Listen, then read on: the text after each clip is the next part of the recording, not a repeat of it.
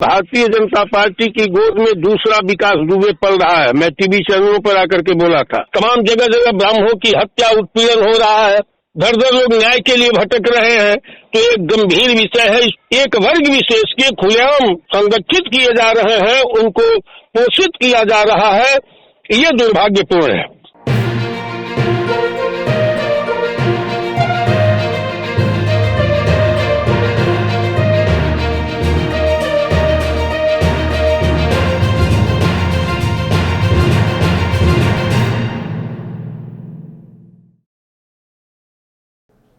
नमस्कार, स्वागत है आप सभी का वीओपी हिंदी पर। मैं हूं आपके साथ मयंक तिवारी। यूपी में अपराधियों के हौसले बुलंद हैं। अपराधियों में पुलिस का कोई खौफ नहीं है। यूपी में रामराज नहीं, जंगल राज है। यूपी में योगी सरकार ने जिस रामराज की कल्पना की थी, जहां शेर और बकरी एक ही घाट पर पानी पिएंगे, ऐसा दावा किया गया था, इस दावे के उलट होता नजर आ रहा है। यूपी में अपराधियों के आगे पुलिस बेबस नजर आ रही है, क्योंकि उन्हें सत्ता से संरक्षण मिला है।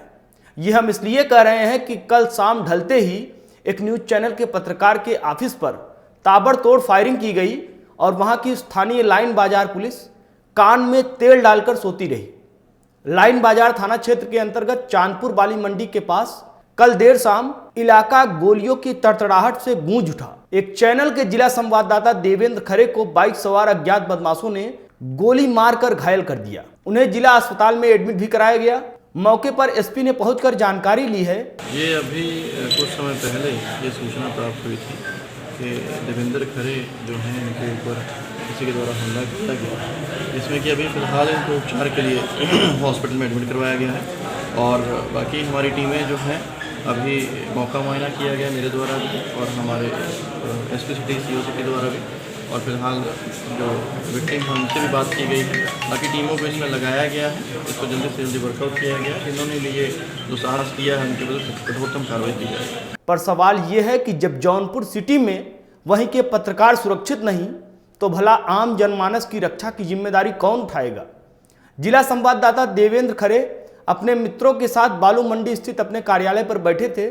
शाम 6:30 बजे के करीब अज्ञात बदमाशों ने उनके कार्यालय पर घुसकर उनके ऊपर हमला कर दिया।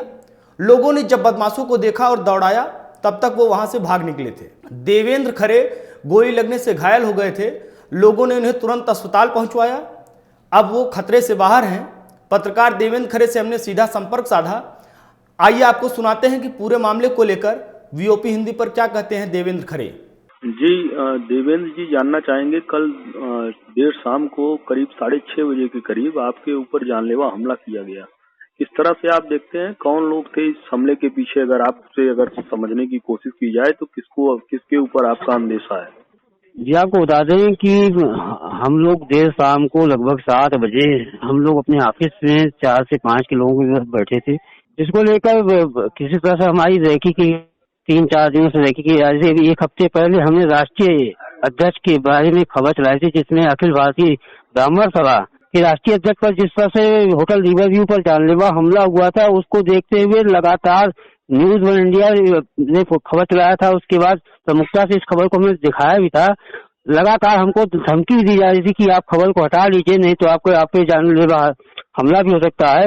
इस तरह का हुआ वारदात। और जिस हिसाब से 8वें दिन कोतवाली पुलिस ने उस घटनाक्रम को लेकर मुकदमा दर्ज किया, उसके बाद लगातार हमारे पास रेकी की जा रही कि कब हम जाते हैं ऑफिस, कब कहाँ जाते हैं। उसको देखते हुए कल शाम को जैसे बैठे, शाम को 7 बजे करीब 2 बदमाश आते हैं, ताबड़तोड़ फायरिंग करते हैं और हमको ही मात्र निशाना, क्योंकि 4 से 5 लोग थे, लेकिन मात्र अपराधी लोग हमको ही निशाना बना साथ के मारे। लेकिन किसी तरह से हमने भाग कर हमने जान बचाया। हाथों में चोट लगी है। लेकिन जिस हिसाब से यहाँ पर बीजेपी के जिला अध्यक्ष के छोटे भाई छोटू की यह गुंडई है लगातार, क्योंकि उनका आपराधिक इतिहास भी है। उनके खिलाफ मैंने नामजद FIR दर्ज किया है, उनके नाम मुकदमा दर्ज भी हो गया है। जी, एक चीज और जानना चाहेंगे, कल जो है अगर देखा जाए तो कल नियर अबाउट दोपहर में हम और आप साथ में ही थे, फिर हम लखनऊ से दिल्ली की तरफ रवानगी कर लिए। हम एक चीज आपसे जानना चाहेंगे, कल दोपहर में सब सारी चीजें एकदम सामान्य थी, आपसे बातचीत भी हुई थी नियर अबाउट 4 बजे के करीब।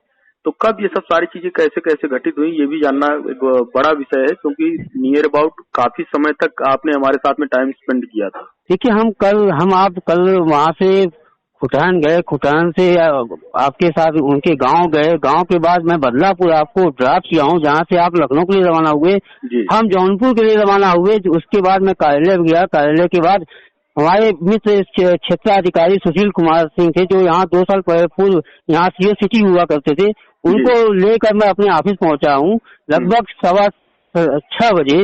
उसके बाद 10 से 15 में बैठते हैं तो हमारी रेकी की जाती है, 2 बाइक सवार आते हैं, फिर वो चले जाते हैं। तब क्योंकि हमारे साथ काफी लोग थे इसलिए वहाँ बदमाश रुके नहीं, चले गए। जब हमको खाली देखे, 2 से 4 लोग देखे, तो फिर लगभग 7 से 7:15 के बीच तो बदमाश आते हैं, ताबड़तोड़ फायरिंग करते हैं बिना बताए और हमको पूरी तरह घायल करते हैं। अगर हम भागे न होते तो हमारी जान भी जा सकती थी। समाजवादी पार्टी के मीडिया सेल से ट्वीट के जरिए योगी सरकार पर निशाना साधते हुए लिखा गया कि जौनपुर में बीजेपी जिलाध्यक्ष के छोटे भाई ने खिलाफ खबर चलाने के कारण पत्रकार को गोली मारकर जान से मारने की कोशिश की। अब योगी जी बताएं कि वह इस भाजपा के नेता के घर पर बुलडोजर कब चलाएंगे और कब भाजपा नेता को मिट्टी में मिलाएंगे। अपराधी भाजपा नेताओं पर कार्रवाई क्यों नहीं होती। हमने इस मामले पर अखिल भारतीय ब्राह्मण महासभा के राष्ट्रीय अध्यक्ष राजेंद्र त्रिपाठी से इसलिए बात की क्योंकि देवेंद्र खरे ने इसी मामले को लेकर शिकायत की है और अंदेशा जताया है कि राजेंद्र त्रिपाठी के ऊपर जानलेवा हमले के बाद से लगातार उन्हें धमकियां मिल रही थी और देवेंद्र का दावा है कि हमला वहीं से कराया गया है। अखिल भारतीय ब्राह्मण महासभा के राष्ट्रीय अध्यक्ष राजेंद्र त्रिपाठी क्या कुछ कहते हैं, आप भी सुनिए। जानना चाहेंगे कि ये पूरा मामला जो है इसे आप किस तरह से देखते हैं कि पत्रकार देवेंद्र खरे पर जौनपुर में हमला होता है, अज्ञात बदमाशों ने फायरिंग की और पत्रकार देवेंद्र खरे सीधे तौर पर कहते हैं कि हमने राजेंद्र नाथ त्रिपाठी जी की जो खबर चलाई थी उसी को लेकर हमारे ऊपर फायरिंग हुई, क्योंकि वो मामला जो है दबाया जा रहा था। कहीं न कहीं देवेंद्र खरे ने उसे उठाने का काम किया, जिसके चलते ये सब सारी चीजें हुई। किस तरह से सर आप देखते हैं इसे? निश्चित रूप से मेरे पर जो 15 तारीख की रात में हमलावरों ने, गुंडों ने, अपराधियों ने जिस तरह का जघन्य कार्य किया, उस पर देवेंद्र खरे जी पहले पत्रकार हैं जौनपुर के जिन्होंने बड़ी प्रमुखता के साथ मुझे न्याय दिलाने के लिए, मुकदमा पंजीकृत करने के लिए, अपराधियों की गिरफ्तारी हो, उन्होंने न्यूज चलाया था।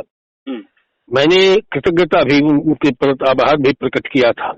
उसके बाद पूरे देश दुनिया के लोगों ने इस घटना की निंदा की।